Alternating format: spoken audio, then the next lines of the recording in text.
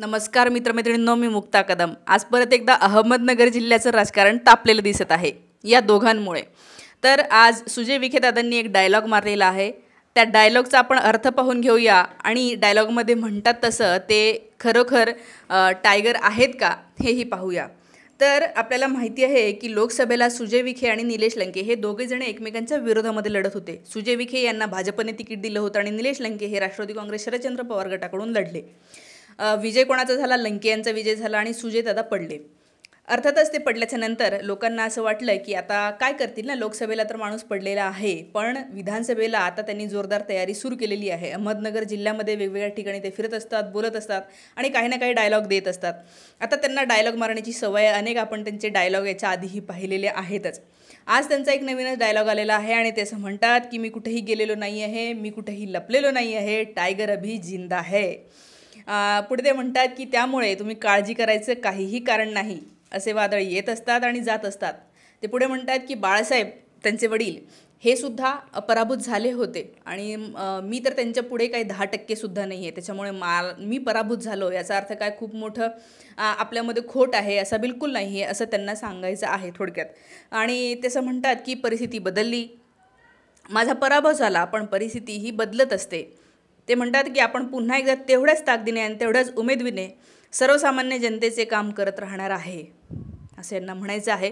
खरं तर नगर जिल्ह्यामधले अनेक लोक जे लोकसभेच्या वेळेला मी व्हिडिओ बनवत होते त्याच्याखाली त्यांच्या कमेंट्स अशा असायच्या की हे खासदार होते तेव्हा यांनी एका खासदारांनी जेवढी कामं करायला पाहिजे तेवढी कामं त्यांनी केलेली दिसली नाही। कोविडच्या काळामध्ये सुद्धा यांच्याकडे मेडिकल कॉलेजेस असूनसुद्धा त्याच्यामध्ये जे आहे ते बंद करून आपल्या घरामध्ये होते, असा अनेकांनी आरोप केलेलं मी पाहिलेलं आहे। आणि त्याच काळामध्ये निलेश लंके मात्र दिवसरात्र खपत होते दवाखान्यामध्ये, काय पेशंटसाठी तुम्ही त्यांचे अनेक फोटो आणि व्हिडिओ पाहिलेले असतील, त्यात मला जायचं नाही आहे।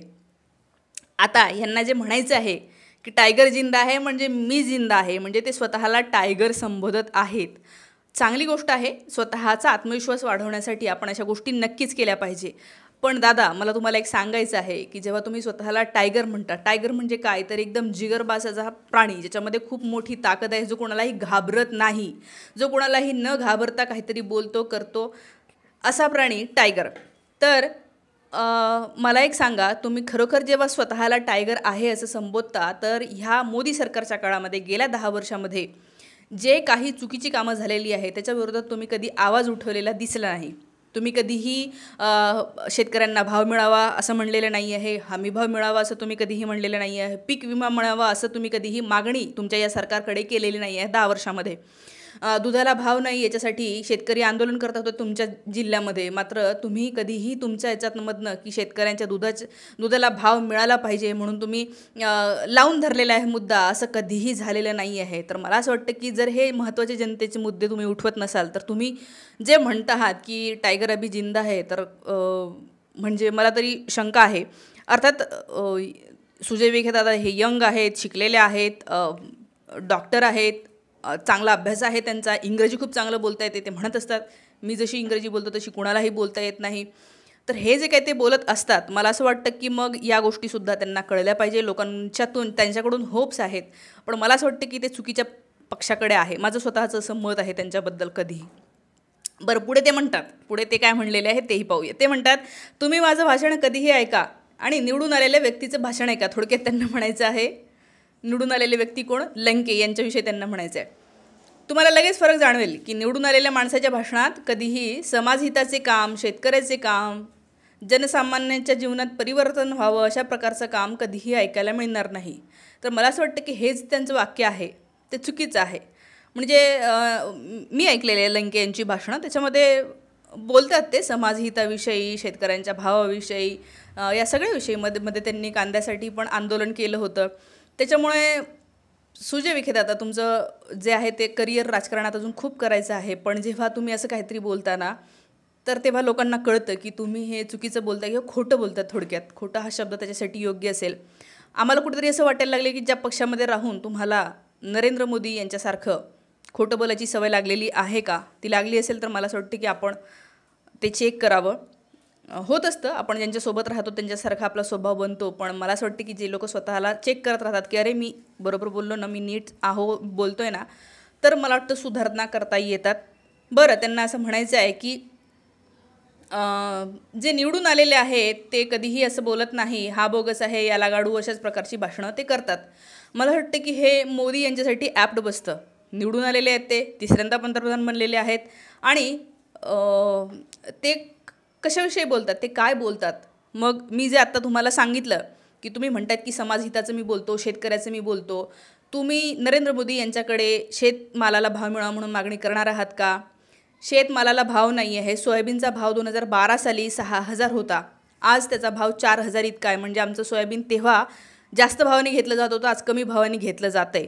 मात्र खताचे दर जे आहेत ते तिप्पट चौपट वाढलेले आहेत, खताचे दर. त्यामुळे शेतकऱ्याला तुम्ही पूर्त नागवलेलं आहे तुमच्या ह्या भाजपच्या सरकारने. त्याच्यामुळे शेतकरी नाराज आहे आणि तुम्ही हे जे काही लोकांना हसून हसून बोलता की नाही, तुमची ती स्टाईल आहे, चांगली गोष्ट आहे. पण मला असं वाटतं की मूळ जे मुद्दे आहेत त्याचे प्रश्न सुटलेले नाही आहे. आणि तुम्हाला जर वाटत असेल की राजकारणामध्ये गेल्याच्यानंतर काहीही बोललं तर चालतं आणि राजकारणामध्ये हे असंच बोलायचं असतं, रेटूनच धरायचं असतं, काहीतरी उगीचंच दुसऱ्यांच्या विषयी चुकीचं काहीतरी पसरवायचं असतं, असं जर तुम्हाला वाटत असेल तर तुम्ही हा चुकीचा पायंडा पाडत आहात. ते तुम्ही करू नका, हे मला सांगायचं आहे. अनेक गोष्टी आहेत. पुढे ते म्हणतात की नुकत्याच झालेल्या लोकसभा निवडणुकीमध्ये मतदारसंघामध्ये राष्ट्रवादी काँग्रेस गटाचे निलेश लंके यांना तुम्ही निवडून दिलं आणि ते म्हणतात की तुम्ही माझा कार्यक्रमच करून टाकला. उपस्थित असलेल्या लोकांना ते म्हणतात माझा तुम्ही कार्यक्रम केला. पण ते म्हणतात की तुम्ही माझा कार्यक्रम नाही केला, तर तुम्ही स्वतःच्या तुमच्या पुढच्या पिढ्यांचा कार्यक्रम केला. थोडक्यात त्यांना असं म्हणायचं आहे की मला पराभूत केल्यामुळे तुमच्या पुढच्या पिढ्यांचं नुकसान झालेलं आहे. मला एक कळत नाही कुठलं नुकसान पुढच्या पिढ्यांचं झालं. तुम्ही हे जे आत्ताचे शेतकऱ्यांचे प्रश्न मी सांगितले त्याच्याविषयी तुम्ही बोलला असतात तर आम्हाला वाटलं असतं की तुम्ही पुढच्या पिढ्यांचं काहीतरी करत आहात.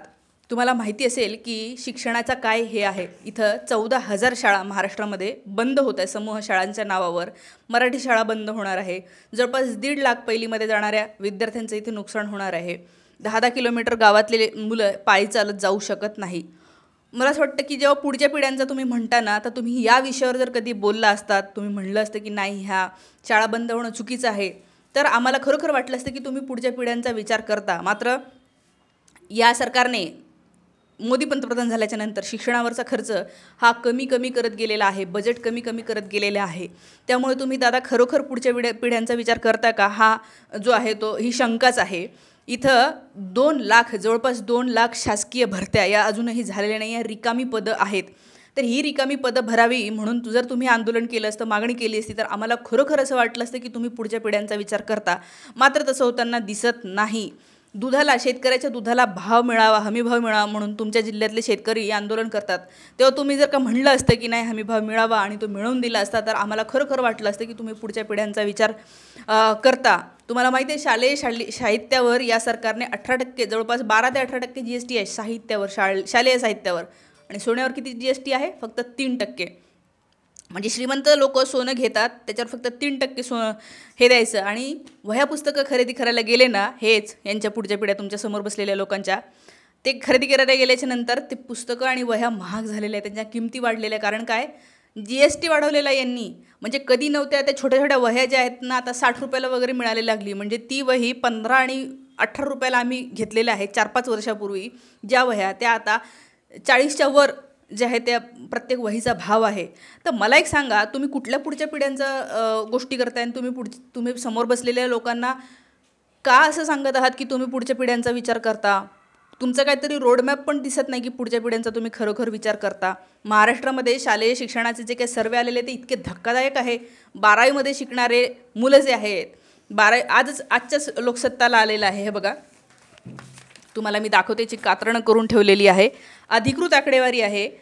12वीमध्ये शिक्षण घेणाऱ्या 68% विद्यार्थ्यांना भागाकार करता येत नाही. 12वीतल्या भागाकार करता येत नाही. मुलं बुद्धीनी कमी आहेत असं नाही आहे, त्यांना तसं शिकवलंच गेलेलं नाही आहे. त्यांना जर शिकवलं, भागाकार गुणाकार ह्या साध्या गोष्टी आहेत. 62% मुलांना जर भागाकार आणि गुणाकार येत नसेल, लिहिता वाचता येत नसेल, तर मला एक सांगा की ह्या पुढच्या पिढ्या किती प्रकारे तुम्ही अनपढ ठेवत आहात. तुम्ही याच्यासाठी काम केलं असतं तर आम्हाला खरोखर वाटलं असतं की तुम्ही पुढच्या पिढ्यांचा विचार करता. आणि हे अशा पुढच्या 65% विद्यार्थ्यांना जर भागाकार येत नसेल, याचा अर्थ 65% विद्यार्थी हे पुढचं शिक्षण घेणारच नाहीत. ते मग काय बनणार, कामगार बनणार, शेतामध्ये काम करणार, रोजगार म्हणजे काय म्हणूया थोडक्यात हमाली दर्जाचं काम जे आहे ते करणार अशी मुलं. कारण की काय, त्यांना ते त्या वयामध्ये योग्य शिक्षणच मिळालं नाही. आणि मग हे लोक कोण बनणार, तर हेच लोक असतात ते की जे मोदींचे अंधभक्त बनतात. त्यांना काहीही सांगितलं की त्यांचा विश्वास बसतो, देवाबुवांवर विश्वास ठेवतात, त्यांना वाटतं की हेच आता आपल्याला सुधरवतील म्हणून. आणि असेच लोक अंधश्रद्धाच्या खाईमध्ये उतरवतात. तर मला असं सांगायचं आहे की तुम्ही खरोखर पुढच्या पिढ्यांचा विचार करत असताना तर तुम्ही ह्या गोष्टींचा सिरियसली विचार केला असता, बोलला असतात आणि काहीतरी खरोखर केलं असतं. हेच मला आज सांगायचं आहे. टाइगर जिंदा है, हम भी टाइगर को जिंदा ही देखना चाहते हैं, लेकिन वो सही मायने में टाइगर बन के रहे. हेच मला त्यांना आज सांगायचं आहे. तुम्हाला काय वाटतं या सगळ्या गोष्टीवर कमेंट करून नक्की सांगा. थांबते. Thank you so much.